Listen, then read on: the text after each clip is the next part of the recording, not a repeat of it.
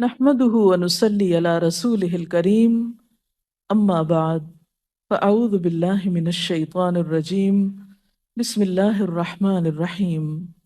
پھر اسی طرح یہ صبح شام کے اذکار ہیں نا، یہ بھی بڑے فائدے کی چیز ہے۔ صبح شام کے اذکار کے بارے میں شیخ ابن عثیمین کہتے ہیں کہ صبح شام کے اذکار اپنے پڑھنے والوں کے لیے اس قدر وسیع، عظیم فوائد اور برکتوں پر مشتمل ہے کہ اس کا احاطہ نہیں کیا جا سکتا، اس کو بیان نہیں کیا جا سکتا۔ صبح و شام کے اذکار دل اور روح کی غذا ہے۔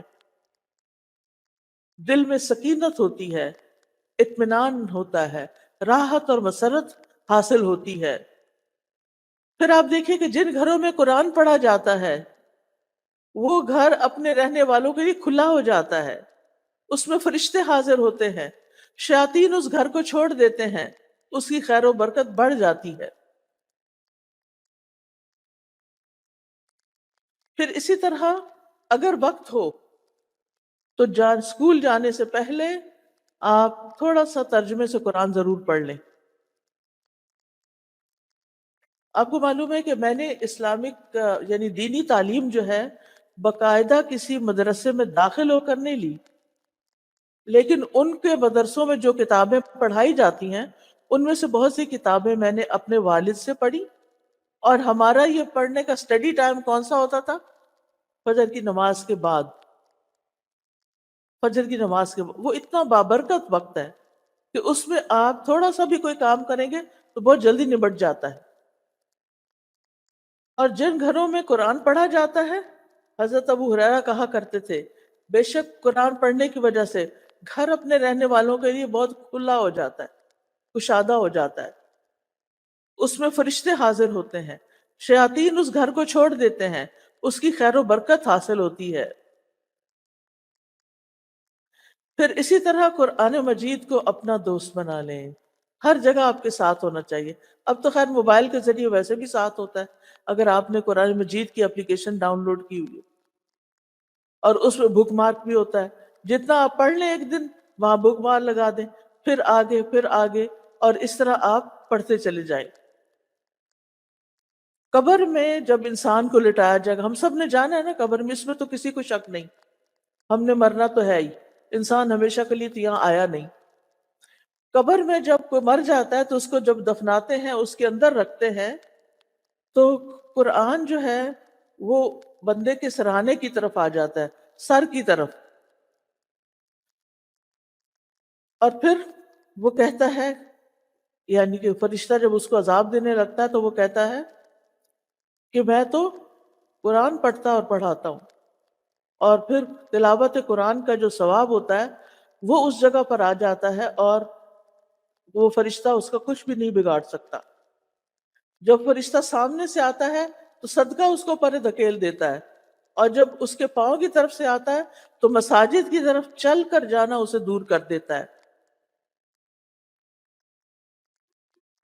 پھر اس کے بعد 2 رکعت نماز اشراق، یہ ہمارے جسم کے 360 جوڑوں کا، یعنی 360 ہڈیوں کا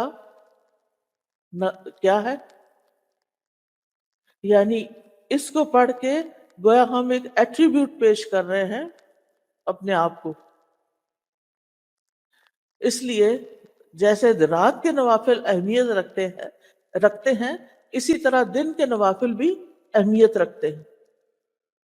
تو بہت ضروری ہے کہ ہم تھوڑا سا وقت ضرور نکالیں، ہمارے جسم کا صدقہ ہے۔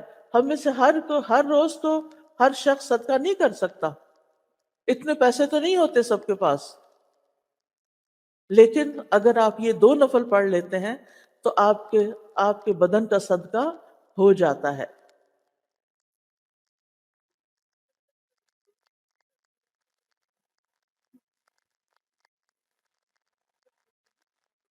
پھر اس کے بعد یہ کہ ہم میں سے ہر ایک کو، چاہے وہ اسکول میں جاتا ہے یا نہیں، زندگی کے ہر موڑ پر کیا کرنا چاہیے؟ اپنے لیے علم نافع میں اضافہ کرنا چاہیے۔ اچھی اچھی کتابیں پڑھیں، ماشاءاللہ آپ اسکول کالجز میں جاتے ہیں، آپ کے پاس لائبریریز ہیں، آپ لائبریریز سے اچھی اچھی کتابیں نکلوائیں، اور ان کا مطالعہ کریں۔ نبی صلی اللہ علیہ وسلم فجر کی نماز کے بعد سلام پھیرتے تھے تو یہ دعا کرتے تھے، اللہم انی اسألک علما نافعا وعملا ورزقا طیبا وعملا متقبلا، اور پاکیزہ رزق، طیب رزق اور عمل قبول ہونے والا یہ نصیب کر۔ تو علم نافع کیا ہے؟ علم نافع وہ نفع مند علم ہے جس سے انسان کی دنیا بھی سنورتی ہے اور آخرت بھی۔ لہٰذا اسکول کالج میں جو بھی آپ چیزیں ایسی پڑھ رہی ہیں جو آپ کو آئندہ زندگی میں کام آنے والی ہیں، تو وہ علم نافع ہے۔ پھر اس میں دینی علوم بھی آ جاتے ہیں، دنیاوی علوم بھی آ جاتے ہیں۔ اور پھر یہ کہ علم سیکھنے اور سکھانے کے لیے اپنے اوقات مقرر کریں۔ ہر وقت کتابیں لے کے نہ بیٹھے رہیں۔ گھر والے کو اسی کام کے لیے بلائیں اور آپ کہیں مجھے تو پڑھنا ہے، اور ان کو کتابیں دکھا کے تو پھر آپ آرام کریں، تو ایسا نہیں ہونا چاہیے، ٹھیک ہے نا؟ پھر ناشتے کی باری آتی،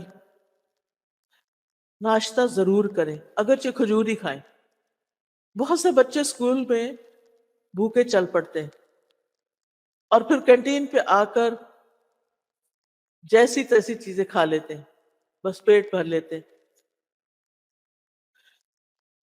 پھر آپ دیکھیے کہ اگر آپ گھر سے ناشتہ کر کے چلیں گے، اور خاص طور پہ لڑکیوں کو کیلشیم کی بہت ضرورت ہوتی، اگر آپ 1 کپ دودھ اور 2 کھجوریں بھی کھا کے گھر سے آ جائیں تو آپ کے لیے دوپہر تک آپ کا گزارا ہو سکتا ہے، کام چل سکتا ہے۔ لیکن اس سے جو دونوں چیزوں سے آپ کو انرجی ملے گی، آپ کی قوت میں اور زیادہ اضافہ ہوگا۔ نبی صلی اللہ علیہ وسلم نے فرمایا، دودھ کے علاوہ کوئی چیز ایسی نہیں جو کھانے اور پینے دونوں سے کفایت کرے، یعنی دودھ کو کھا بھی سکتے اور پی بھی سکتے۔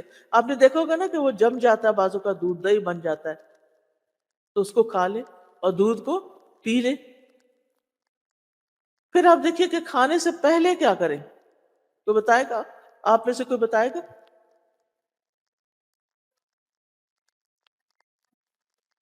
بسم اللہ۔ آغاز میں کیا پڑھتے ہیں؟ بسم اللہ، الحمدللہ۔ اگر شروع میں یاد نہیں رہا تو پھر کیا کریں؟ بسم اللہ اولہ و آخرہ، ٹھیک ہے۔ کھانا کھڑے ہو کے کھانا چاہیے یا بیٹھ کے؟ بیٹھ کے۔ چلتے پھرتے چیزیں اٹھا کے منہ میں نہ ڈالیں، ان کو اکٹھا کر کے رکھ دیں اور پھر کہیں بیٹھ جائیں، اور پھر اطمینان سے کھاتے بھی رہیں اور ساتھ پڑھتے بھی رہیں۔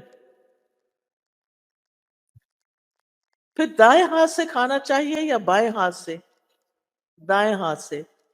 ہر لقمہ اور ہر گھونٹ لے کر کیا پڑھنا چاہیے؟ الحمدللہ۔ اس سے کیا فائدہ ہوتا ہے؟ کیا فائدہ ہوتا ہے ایک دفعہ الحمدللہ کہنے سے؟ میزان نیکیوں سے بھر جاتا ہے، یعنی اللہ سبحانہ تعالیٰ کو اپنی حمد بہت پسند ہے۔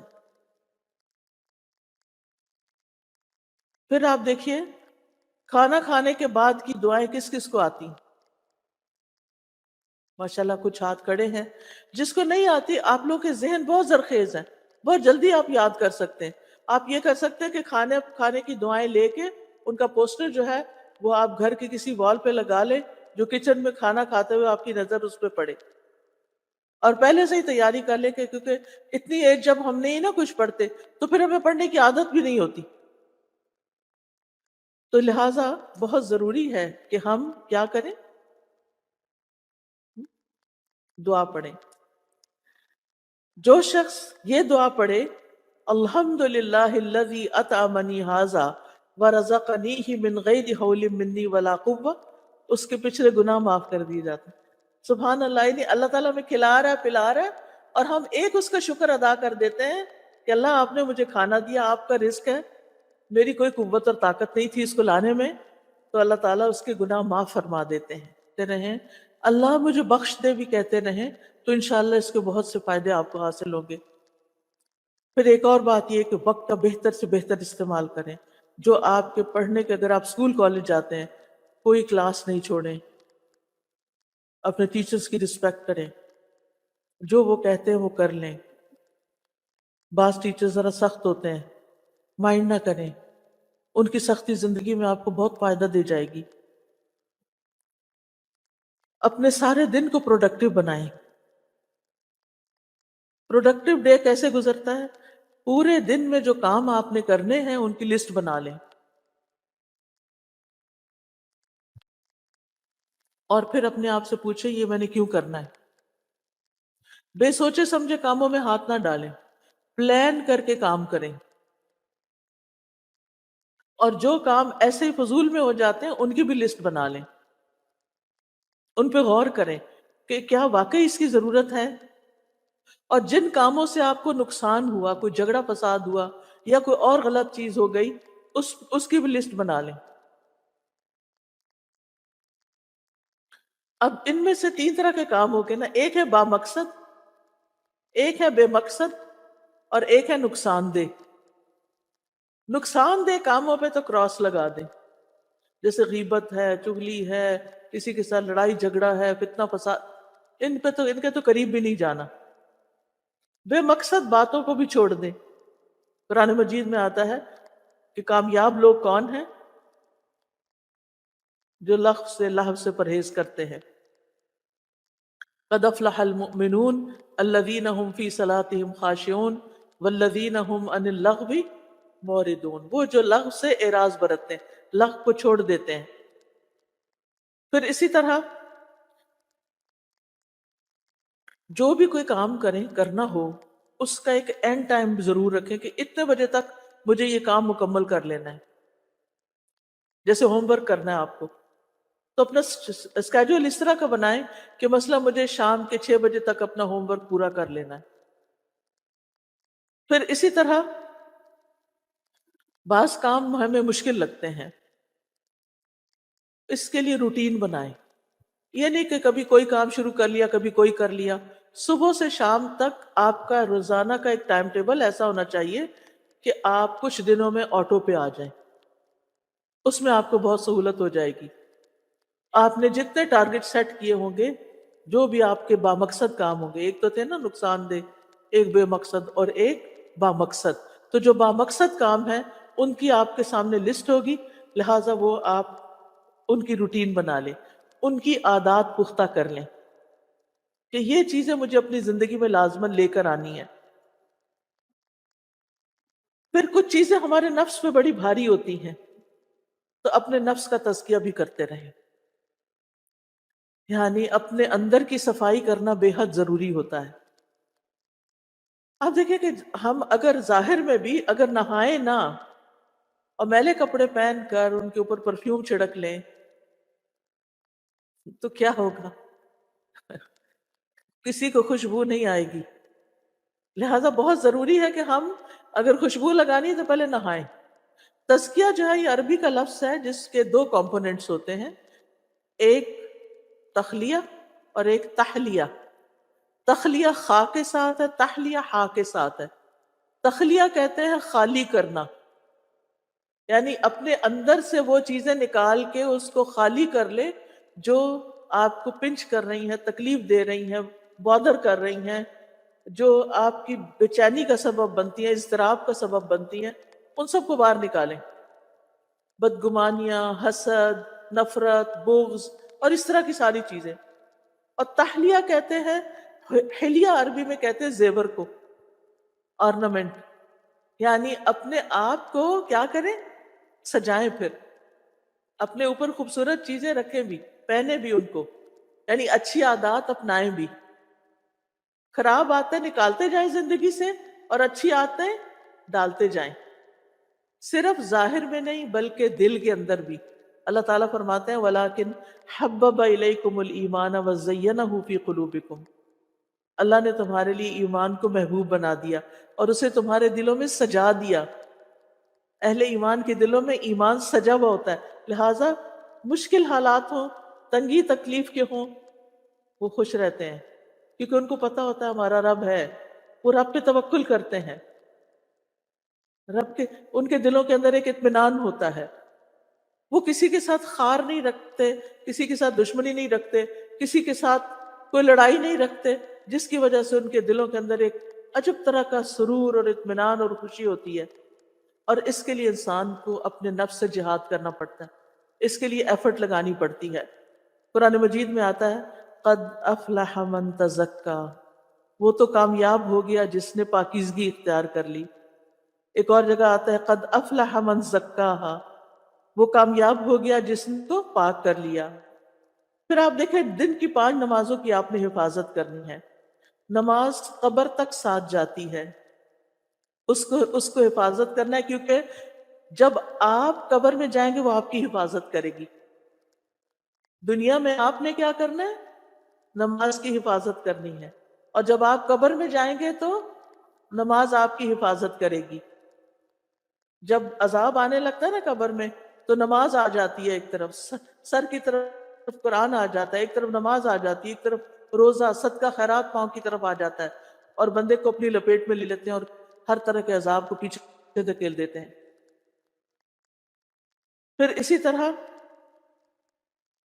نماز صرف فرض نہ پڑھیں، سنت بھی پڑھا کریں۔